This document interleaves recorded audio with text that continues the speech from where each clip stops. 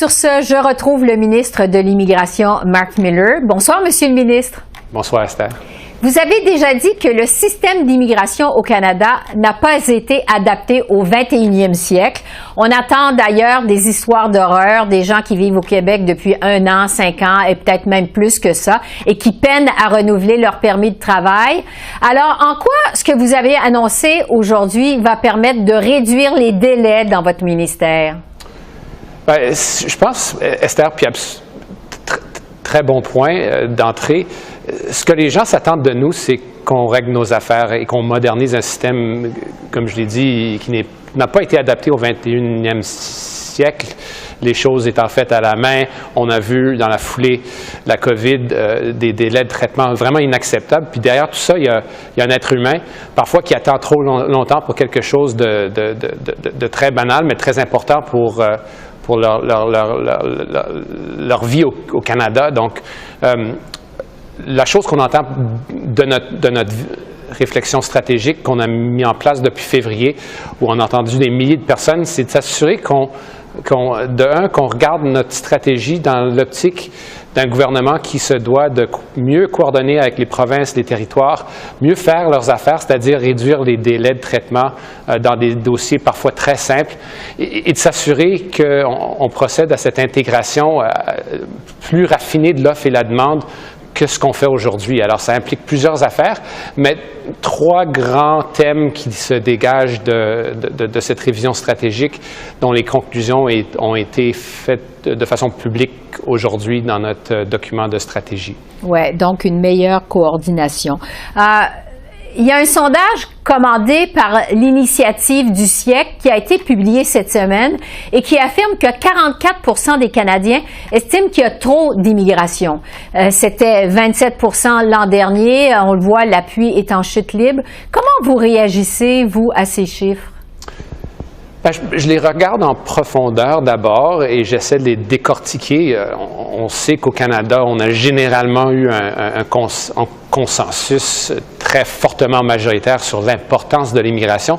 Ce que je tire de tout ça de conclusion, c'est ce que j'avais dit en introduction, plus ou moins, c'est-à-dire qu'on doit mieux s'organiser. Puis les Canadiens ne sont pas contre l'immigration, mais ils sont contre cette façon de faire ça de façon désordonnée. Sachez, évidemment, on va chercher des gens qui sont brillants à l'étranger, qui viennent la plupart pour des raisons économiques, mais on a de la difficulté à arrimer l'offre et la demande. Une personne qui aurait été médecin dans son pays ne peut plus l'être au Canada. C'est un exemple typique, mais il y en a bien d'autres. Et le travail de coordination, c'en est un d'intégration aussi.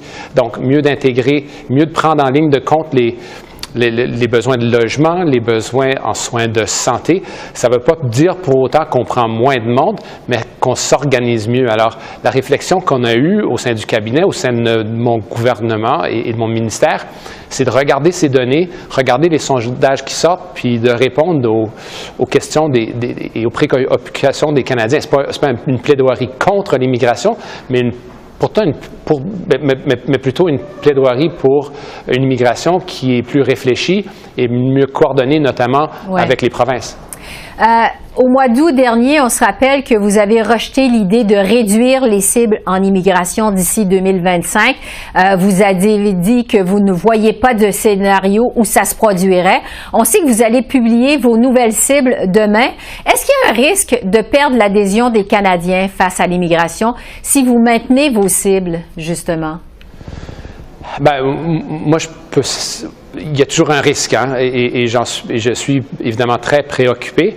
Le consensus est toujours là. Ce n'est pas une question de xénophobie, quoi qu'on peut l'entendre de temps en temps, mais une question de mieux expliquer pourquoi on a de l'immigration, les vrais besoins dans la société. Sachez, quand je parle aux syndicats, quand je parle aux employeurs, on voit cette pénurie de main-d'œuvre qui continue et les postes ne peuvent pas uniquement être comblés avec les gens qui sont ici.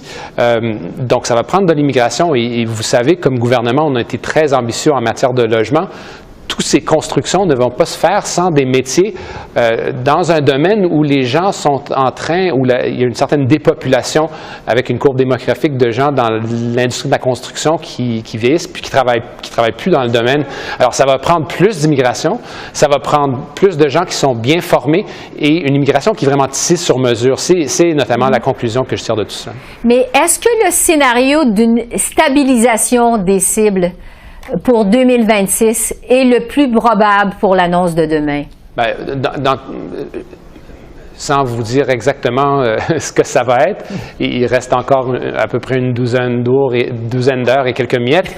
Ça va être généralement le mot d'ordre. Puis le fait qu'on ne sera pas dogmatique, mais on va être raisonnable, quitte à expliquer aux Canadiens pourquoi on a ces cibles et quels besoins ils remplissent. Sachez, dans ces sondages, aussi raffinés soient-ils, on ne pose jamais la question si les gens désirent voir diminuer le PIB ou si les gens veulent accroître la pénurie de main-d'œuvre. C'est jamais une question qui est liée. Il faudrait quand même commencer à lier ces enjeux-là parce que l'augmentation de notre PIB ne s'est pas faite et s'est faite presque uniquement à cause de l'immigration et c'est quelque chose qui va perdurer. Alors, qui dit diminution des paliers et des niveaux dit diminution du PIB avec des conséquences désastreuses. J'ai des préoccupations qui sont générationnelles et pas nécessairement électorales en cycle de 4 ans, mais des cycles vraiment de 30 ans où on voit moins de gens dans la population active qui supportent des gens qui sont à la retraite. Alors, si on attend trop longtemps, on va avoir effectivement une crise au niveau de notre société dans les soins de santé où les gens s'attendent à des soins de première classe. Oui, parce que en attendant de voir votre annonce de demain, il y a des économistes qui affirment que vous devriez réduire les cibles en immigration le temps que le nombre de maisons en chantier augmente. Mais en même temps, vous le savez, il y a des gens d'affaires qui veulent de l'aide pour lutter contre la pénurie de main-d'œuvre.